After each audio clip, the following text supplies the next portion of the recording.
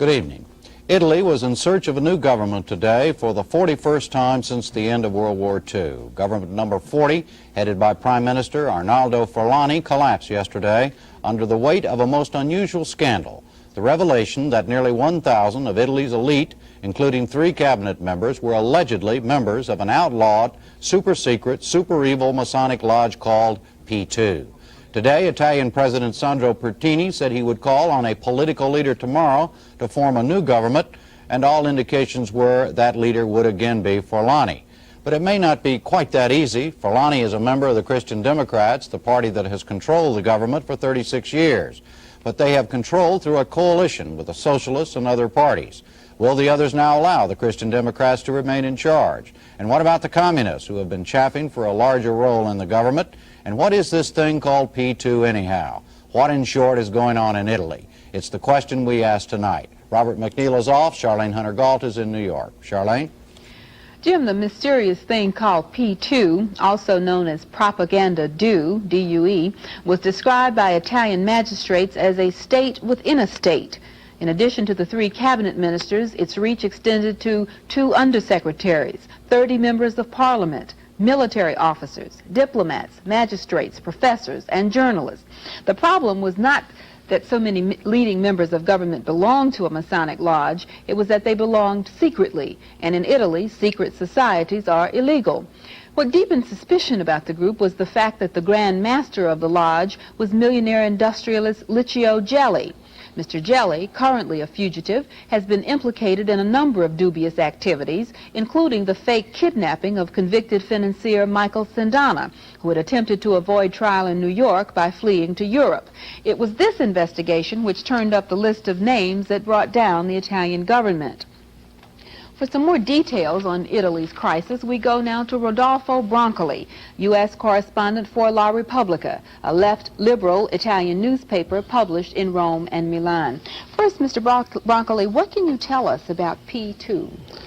Well, it's a secret lodge, as you have just stated, and there's nothing new actually, because it was well known that there was something secret going on, and this P2 has entered practically in every recent scandals: oil fraud, tax fraud, oil kickbacks, and also some more serious thing like attempt of right-wing coup d'etat, and of course the Sindona scandals. What wasn't probably unknown till now was the dimension of this scandal, the involvement of the establishment. To give you an idea, it's like having the Attorney General, the CIA director, the FBI director, some of the managing editors of the most important newspapers, bankers, like having David Rockefeller, for example, and of course the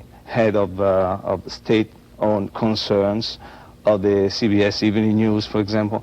This is what is really scaring, because you have the very people that were supposed to defend and protect the Constitution and the democratic institutions in Italy. Mm-hmm. Well, what's the story on this man, Gelli? Gelli is a strange guy with a double passport. He's an Italian and an Argentinian. As a matter of fact, he was an Argentinian diplomat, and was a guy who fought with Mussolini and the fascist republic with the Germans after 1943, and at the same time is somebody who doesn't look like a sort of secret brain that can manipulate everything and have everything under control. It was clear that he was using secret files, possibly given to him by members of the sect from the intelligence apparatus, to blackmail people. Because, for example, there are a lot of requests to enter in the sect, very recent, late 1980, beginning of 1981, when it was very well known that the P2 was something dangerous. Well, why then? You said they were a right-wing group, they were well known to be dangerous. Why were so many of those prominent Italians involved? I mean, was blackmail involved, or were there are possible explanations. Some, not all of them, of course, were secret conspirators is obvious. Some of them probably were simply thinking of joining a sort of VIP club to help advance their careers. Other very possibly were blackmail. And this is clear. There are people that really is really difficult to understand why otherwise would have joined that thing. Mm-hmm. You mean like the members of Parliament? And I know some of them personally, for example. I'm really surprised to find their names there. And they've not been connected with any kind of right-wing politics? No, as a matter of fact, you have even criminal activity? You have even people from the left wing of the Socialist Party. Mm-hmm. Well, didn't they know when they joined this society, for whatever reason, that it was illegal and what they were doing was illegal? Well, the legality is very difficult because until now nobody has tried to prove that that was actually a secret set and therefore illegal.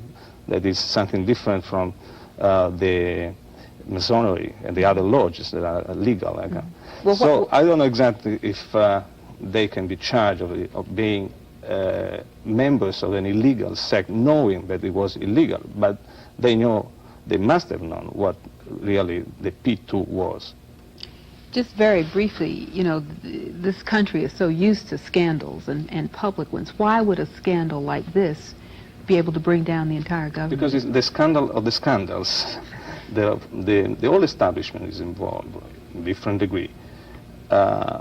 It's like a big river in which entering small rivers, the small scandals of the previous years. The Sindona scandal, the oil tax fraud, other scandals and others. Ripples. Yes, they are all going stream. there. And I'm saying, I said the whole establishment, with two exceptions that are very interesting, and I think would be useful to talk about this to understand where the political crisis may go. The Republican Party, that is a small, center-left, very respected party that unfortunately polled just 3.5% of the votes in the last election, and the Communist Party that polled 30% of the vote. All right, we'll get back to that. Jim? Another view of what's going on from another Italian journalist, Marino de Medici, U.S. correspondent for the Rome newspaper Il Tempo. First, what is your impression of P2 and what it's all about? Is it a big crime organization? Well, I believe that the P2 scandal is very much in line with a series of scandals in Italy that have happened and that have been artificially mounted. Certainly, unfortunately, it doesn't take much in Italy to start a scandal. But what has happened this time is that an event which is extra-parliamentary and which is at the center of a development that cannot right now be proven, because we have to act with the presumption that all these people are innocent until they're proven guilty. And most of them have issued denials. Well, that is not surprising, because one of the rules of the Masonry is that you deny your belonging to it. So I wouldn't take that seriously. And again, as my colleague pointed out in New York, many of us were surprised by the names involved in that list. But there is another question. What is a secret society? And you have to ask yourself, what are the aims of this particular secret society?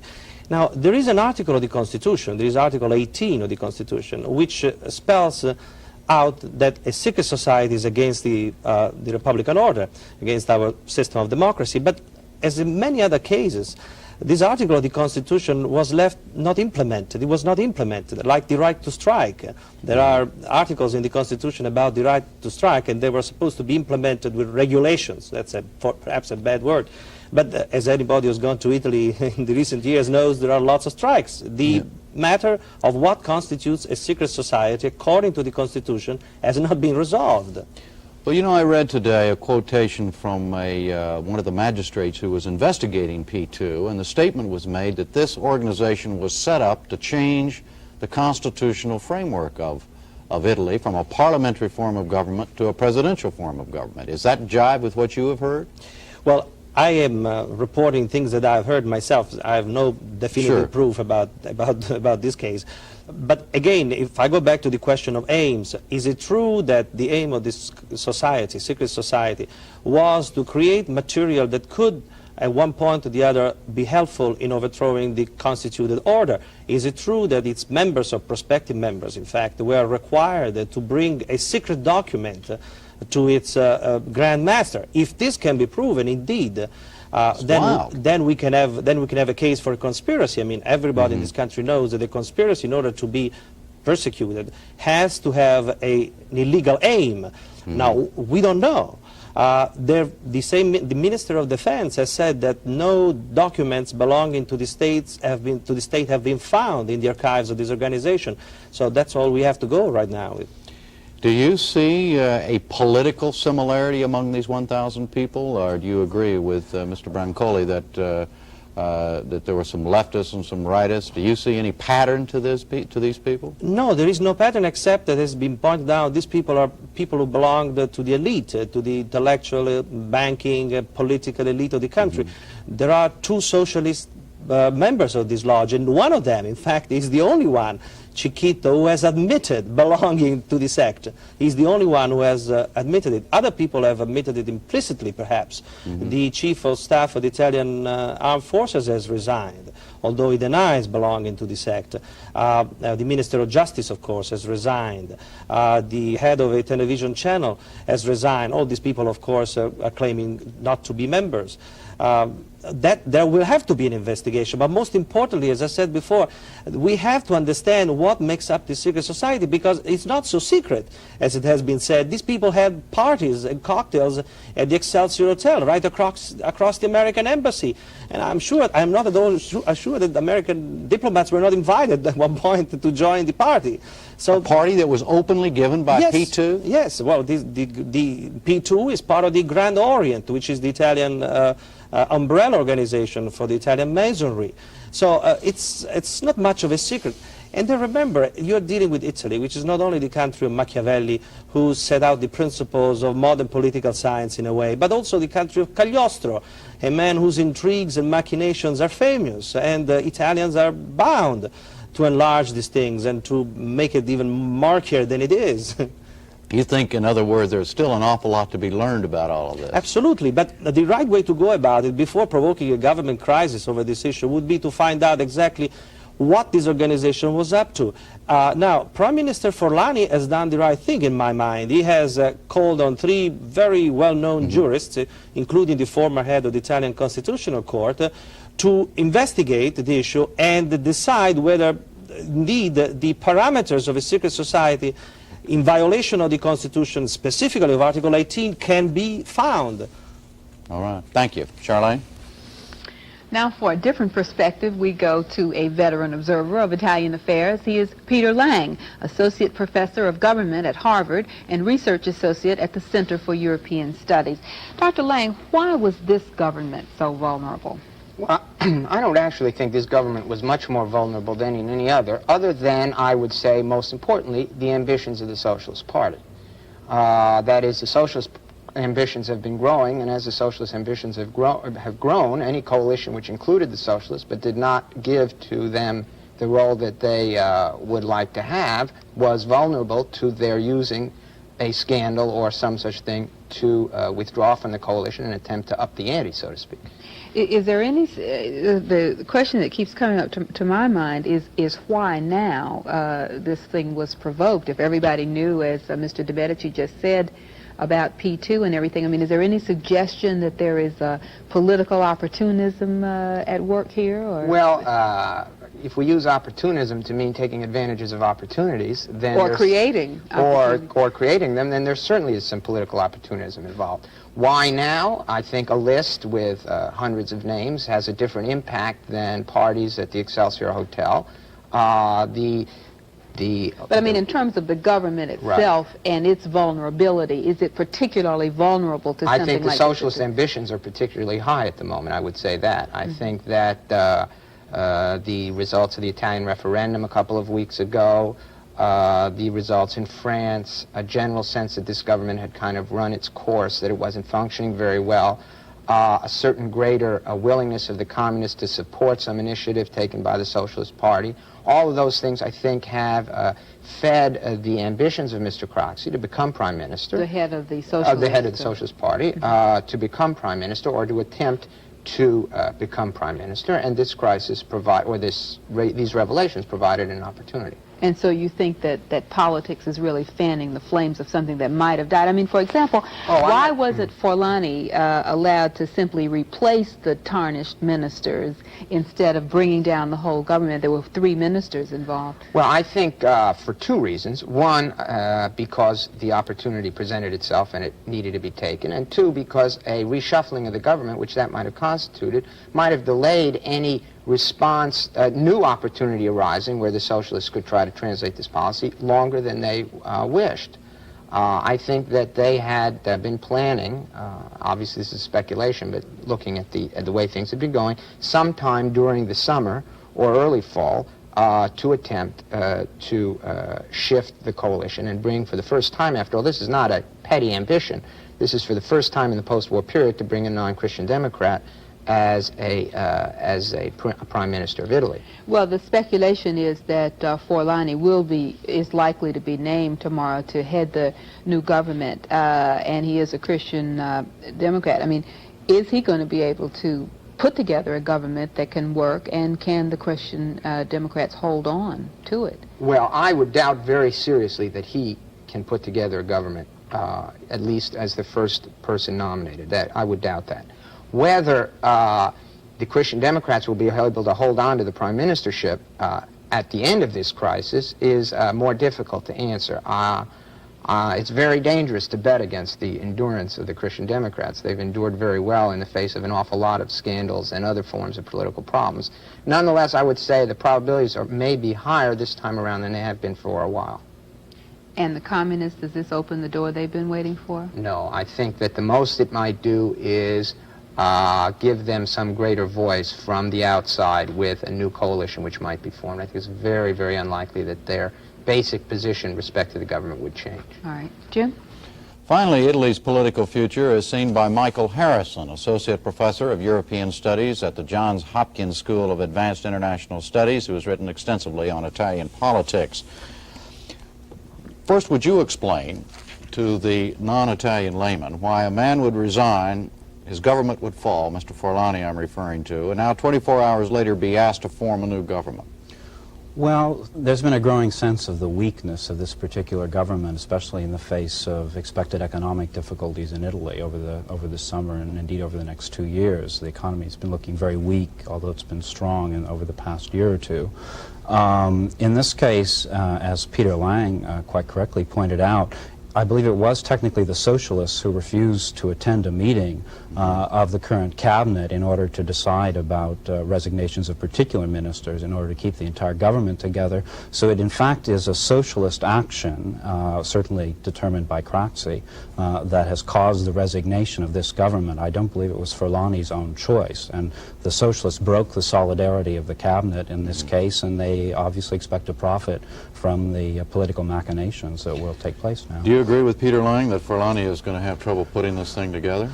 If in fact the president does name him tomorrow as we expect him to. It's tradition, in fact, to turn to the outgoing cabinet in order to give them that prime minister the first chance to put together a new cabinet. It's also tradition that that cabinet not form a government immediately. So they will then, the president will then consult leaders of other parties. They will each have a chance to try to put together a particular majority in parliament in order to have a functioning government. They may turn to Forlani again or some other Christian Democrat later on in the process, but it can be a very elaborate process of arriving at a government. It could take a long time. What do you think the chances are of Craxi ending up as prime minister after all is said and done, and the socialists for the first time since the end of the war having the government? It's an unpredictable situation.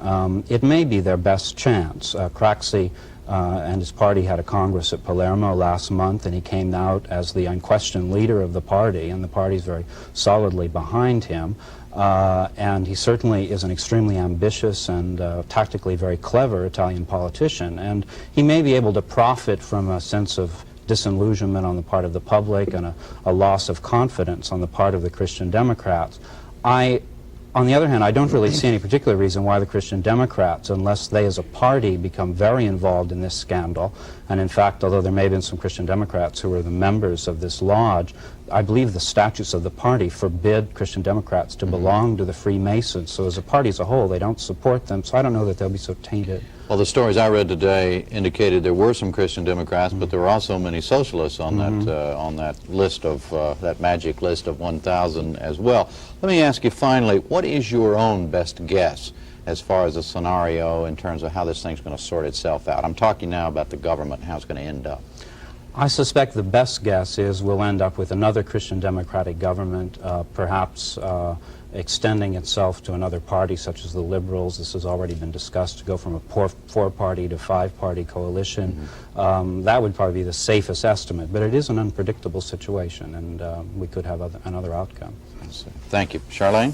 Mr. Bronkley, what's your reaction to the assessments of both Mr. Lang and Mr. Harrison that should Mr. Forlani be named tomorrow as expected to head the new government, he's going to have a very difficult time?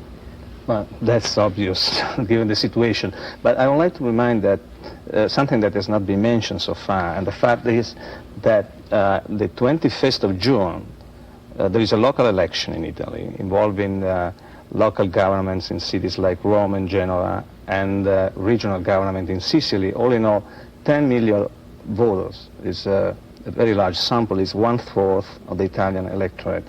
And I think that Craxi, the Socialist Party, is counting on that election. As a matter of fact, even without this scandal, it was well known that after the election, probably the PSI was going to open the crisis and ask the government to resign. Why? Because traditionally, the two largest parties, the Christian Democrats and the Communists, are not doing very well in local elections, while the smaller parties and the Socialist Party are doing much better. And so Craxi and the Socialist Party can hope realistically to increase its votes and to go, for example, to 15%, and putting all together the results of the referendum on the abortion law, the victory of Mitterrand in France, that could create the momentum throughout him. Enough to help him accede to the prime prime ministership. Yeah, but now the ministership. problem is to see if the crisis is going to stay open till after this election. I mean, it's 3 weeks from now, isn't it? I see. Mr. De Medici, what about your reaction to that? Do you think this is, A, going to be very difficult for Mr. Forlani to form a government, and is it giving, has this given the socialists a good shot at it? We have an expression in Italy, whether a crisis is piloted or not piloted. This crisis doesn't seem to be piloted. I think the exceptional character of it has been underlined. But there is one firm element in this crisis, and that is the statement of the President of the Republic that he is adverse to calling for the dissolution of Parliament. Now, this is a very firm point. And it has been pointed out that there is a deadline, a very important deadline in the administrative elections on June the 21st. And as Craxi is the magnetic needle of the compass, the political compass in Italy, we have to watch him very carefully, because it was him, after all, that provoked this crisis by not going along with Forlani's plan to purge the Mason members of the cabinet. And now he may use this crisis in a way as a tactical device to reestablish a dialogue with the communists. And so there are elements of tactics which are not yet clear in this operation. All right, Jim? Mr. Lang, to you first. Much has been made about the fact that Italy has had 40 governments since World War II. We're now into government number 41.